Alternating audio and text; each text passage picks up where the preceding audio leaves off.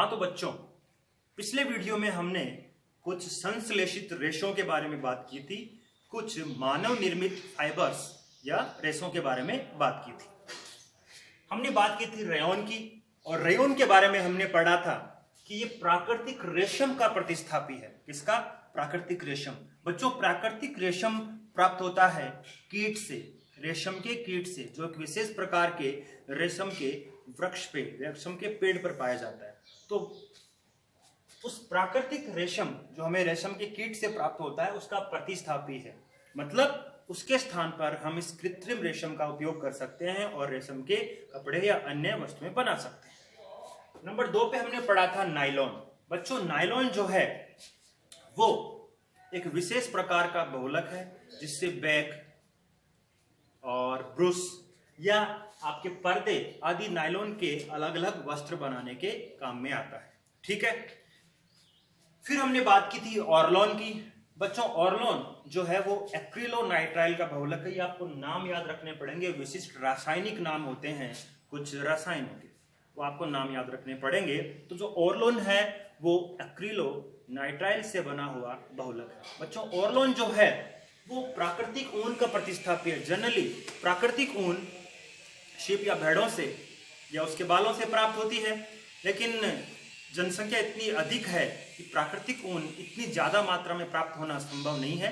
तो प्राकृतिक ऊन का प्रतिस्थापी जो है वो है ऑर्लोन, और इस ऑर्लोन या संश्लेषित विशेष प्रकार के रेशे से बनाए जाते हैं आपके जो गर्म वस्त्र हैं वो। ठीक है। अब बात करते हैं अपन डेक्रोन या टेरिलीन की।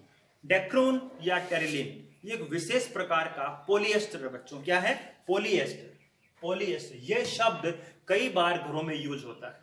बच्चों, जो ये सिलने के धागे आते हैं सिलाई करने के, जो सिलाई मशीन में लगते हैं, बच्चों ये पॉलिएस्टर के बने होते हैं। पॉलिएस्टर एक विशेष प्रकार का संश्लेषित रेशा है जो बहुत ही मजबूत होता है, कपड़ों की सिलाई में काम आता है। तो आपको एक शब्द याद रखना पड़ेगा कि डेक्रोन या टेरिलीन, आप उसको, उस धागे को डेक्रोन भी कह सकते हैं, टेरिलीन भी कह सकते हैं, और एक विशेष प्रकार के पॉलिएस्टर का प्रकार है। जनरली सामान्य भाषा में हम कई बार कह देते हैं पॉलिएस्टर। ये पॉलिएस्टर नहीं बच्चों, ये एक्चुअल वर्ड है पॉलीएस्टर। ये विशेष प्रकार का रसायन है।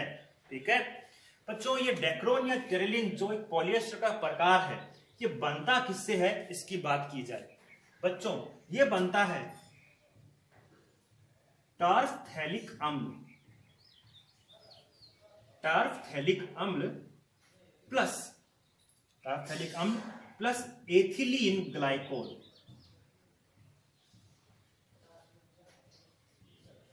एथिलीन ग्लाइकोल, ये दो नाम आपको इसके रेस्पेक्ट में इसके लिए याद रखने हैं।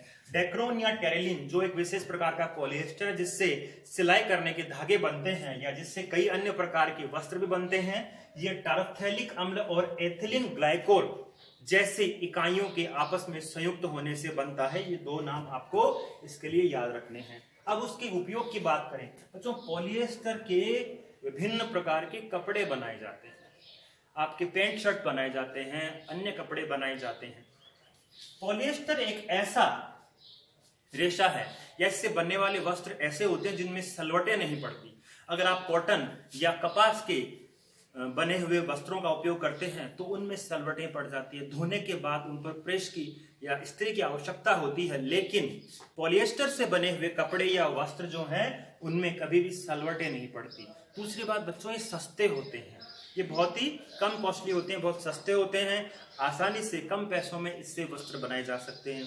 दूसरी बात, कपास या कॉटन के बने हुए वस्त्र जो होते हैं वो लंबे समय तक नहीं चलते, ये फट जाते हैं या इनके रेशे बहुत जल्दी खराब हो जाते हैं, टूट जाते हैं। लेकिन पॉलिएस्टर से बने हुए वस्त्र, पॉलिएस्टर से बने हुए कपड़े ये लॉन्ग लास्टिक होते हैं, लंबे समय तक चलते हैं। समझ में आई बात? ठीक है। तो ये बात हुई पॉलिएस्टर की। क्या बनाए जाते हैं इससे? वस्त्र बनाए जाते हैं, धागे बनाए जाते हैं। ठीक है। और लंबे समय तक ड्यूरेबल हैं, ये लंबे समय तक उपयोगी हैं, खराब नहीं होते। और विशेष बात क्या की मैंने? सलवटें, इनसे बने हुए वस्त्रों में सलवटें नहीं पड़ती। लेकिन देखिए, इन वस्त्रों की, पॉलिएस्टर से बने हुए वस्त्रों की कुछ कमियां भी हैं। गर्मियों के मौसम में पॉलिएस्टर के जो कपड़े होते हैं ये स्वेटिंग या पसीने को नहीं सोख पाते। इस वजह से ये गर्मियों के अंदर उपयोग में नहीं लिए जा सकते। गर्मियों में जनरली कॉटन या कपास के बने हुए वस्त्र ही उपयोग में लिए जाते हैं। तो इनकी कमी क्या है, आप समझ में आ गए? इनकी कमी यह है कि इनसे बने हुए वस्त्र गर्मियों में उपयोग में नहीं लिए जा सकते, क्योंकि ये पसीने को या स्वेटिंग को सोख नहीं पाते। ये बात हुई टेरिलिन या डेक्रॉन की। तो ये कुछ विशेष प्रकार के हमने संश्लेषित रेशों के बारे में अध्ययन किया। अब अपन अगले टॉपिक पे आते हैं, प्लास्टिक। ठीक है, अगला टॉपिक है प्लास्टिक। बच्चों, ये जो शब्द है प्लास्टिक, हम प्लास्टिक से बने हुए वस्तुओं पर इतने ज्यादा डिपेंडेंट हो गए हैं कि इनके बिना अब एक सुचारू जीवन की कल्पना भी नहीं की जा सकती। प्लास्टिक एक प्रकार का ऐसा शब्द है जो पॉलीमर या बहुलक कहा जा सकता है। प्लास्टिक से कितनी तरह की वस्तुएं बनते हैं आप अपने आसपास देख सकते हैं। प्लास्टिक से बहुत सारी चीजें, जैसे कि मग, बाल्टी, पाइप, पेन, पेंसिल या चेयर, टेबल, बहुत सारी चीजें बनाई जा सकती है।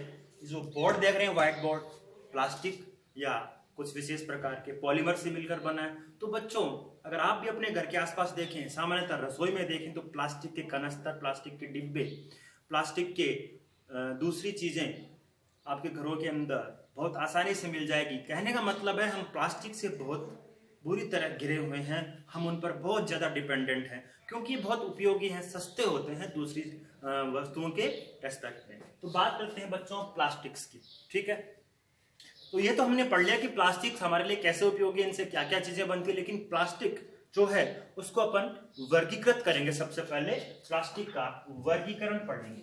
ठीक है, बात करते हैं प्लास्टिक की। तो बच्चों, प्लास्टिक जो है वो दो प्रकार का हो सकता है। किस आधार पर, उसकी बात करते हैं। प्लास्टिक उपयोग के आधार पर दो प्रकार का है। कैसे? नंबर 1 पर बात करते हैं अपन ताप सुनम्य, जिसको कहते हैं थर्मोप्लास्टिक।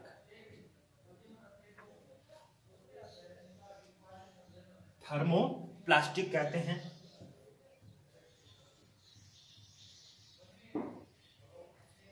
और जो दूसरा है वो होता है ताप दृढ़, जिसको आप थर्मोसेटिंग कहते हैं। क्या कहते हैं बच्चों?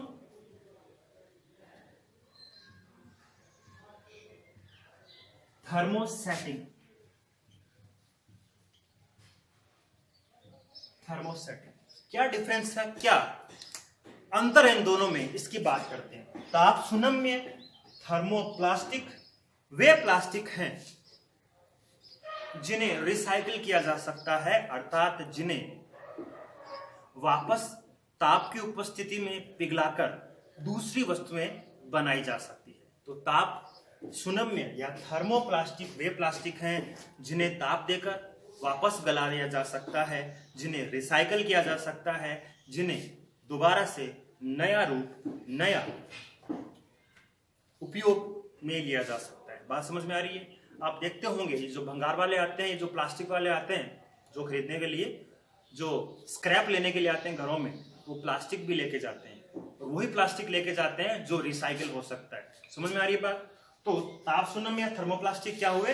जो रिसाइकिल हो सकते हैं, जो पुनः उपयोगी है, जो ताप देने पर सॉफ्ट हो जाते हैं या दूसरे वस्तुओं में उनके सांचों के द्वारा ढाले जा सकते हैं। अगर बात करें ताप दृढ़ या थर्मोसेटिंग की, ताप दृढ़ या थर्मोसेटिंग प्लास्टिक्स की, तो बच्चों ये वो प्लास्टिक हैं जो एक बार किसी सांचे में ढलने के बाद या उससे कोई वस्तु बनने के बाद दोबारा रिसाइकिल नहीं किए जा सकते, दोबारा उपयोग में नहीं लिए जा सकते। वो होते हैं थर्मोसेटिंग। एक बार सेट हो गए, एक बार बन गए, दोबारा उनको रिसाइकिल नहीं कर सकते। अगर आप उसको ताप देके पिघलाना चाहेंगे वो नहीं पिघलेंगे। ताप देने से वो और ज्यादा मजबूत हो जाते हैं और ज्यादा दृढ़ हो जाते हैं। बात समझ में आ रही है आपको? तो दो प्रकार के प्लास्टिक कौन कौन से हैं? जो ताप देने पर सॉफ्ट हो जाते हैं, जो रिसाइकिल हो सकते हैं, और जो ताप देने पर और दृढ़ हो जाते हैं, जो रिसाइकिल नहीं हो सकते, जो पुनः उपयोगी नहीं है। इस प्रकार के प्लास्टिक्स को स्क्रैप लेने वाला भी नहीं खरीदता, वो मना कर देता है कि ये प्लास्टिक आपका नहीं बिकेगा। अब बात करते हैं एग्जाम्पल्स की। एग्जाम्पल की बात करें तो थर्मोप्लास्टिक एग्जाम्पल क्या क्या हो सकते हैं? पॉलीथीन, पॉलीथीन की थैलियों की बात नहीं चल रही बच्चों, पॉलीथीन अपने आप में बहुत बड़ा वर्ग है। पॉलीथीन से बहुत सारी चीजें बनाई जा सकती है। पॉलीथीन हुआ, पीवीसी बच्चों एक विशेष प्रकार का प्लास्टिक है जिससे पाइप बनते हैं, पीवीसी पाइप्स, समझ में आ रही बात? इसके अलावा अन्य प्लास्टिक जिससे चेयर टेबल वगैरह बनती है। अगर बात करें ताप दृढ़ या थर्मोसेटिंग प्लास्टिक्स की, तो बच्चों इसके आप कुछ एग्जांपल याद कर सकते हैं। एक इसका विशेष एग्जांपल है बेकेलाइट। बेकेलाइट बच्चों, बेकेलाइट एक विशेष प्रकार का ताप दृढ़ या थर्मोसेटिंग प्लास्टिक है। इसका उपयोग कहां पर होता है मैं आपको बताता हूं। आपकी रसोई में, आपके किचन में आपने कुकर देखा होगा, उस कुकर का जो हैंडल होता है ब्लैक कलर का, जो उस कुकर को यूज करने पर भी गर्म नहीं होता। पूरा कुकर जो एल्यूमिनियम या स्टील से बना हो सकता है, वो हीट देने पर, गर्मी देने पर गर्म हो जाएगा, लेकिन उसका जो हैंडल है वो गर्म नहीं होता। वो किसका बना होता है बच्चों? वो बना होता है बेकेलाइट से। किससे बना होता है? बेकेलाइट से। तो ये गर्म करने पर गर्म नहीं होते, या उच्च ताप पर गर्म करने पर और ज्यादा मजबूत हो जाते हैं। बच्चों ये एक बार अगर ब्रेक हो जाए, टूट जाए इस तरह का प्लास्टिक, तो इनका रिसाइक्लेबल नहीं हो सकता, ये रिसाइकिल या पुनः उपयोग में नहीं ले जा सकते। तो इससे बहुत सारी चीजें बनती हैं। थर्मोसेटिंग या ताप दृढ़ से जो आपके स्विच बोर्ड्स होते हैं बच्चों, अपने पुराने जमाने में या पुराने टाइम में, थोड़े पुराने अगर किसी घर में जाएं तो वहां पर ब्लैक कलर के स्विचेस लगे रहते थे, बड़े बड़े राउंड साइड शेप के अंदर जो स्विचेस होते थे वो प्योरली बेकेलाइट से बने होते थे। समझ में आ रही बात बच्चों? इसी टॉपिक के अंदर हम एक एग्जांपल और पढ़ते हैं, मेलामीन। ये दो शब्द आप याद रखिए, बेकेलाइट मैंने बता दिया, एक शब्द है मेलामीन। बच्चों ये मेलामीन क्या होता है? मेलामीन यूज में आता है क्रॉकरीज के लिए, बर्तनों के लिए। बर्तन स्टील वाले नहीं, जो हमारे रसोई में अमूमन मिल जाते हैं, ऐसे बर्तन जिनको अपन प्लास्टिक बर्तन भी कह सकते हैं, प्लास्टिक क्रॉकरीज भी कह सकते हैं, वो मेलामीन से बनी होती है। ये अनब्रेकेबल है, ये टूटती नहीं है। तो ये बात हुई ताप सुनम्य और ताप दृढ़ प्लास्टिक्स की। समझ में आ गई बात?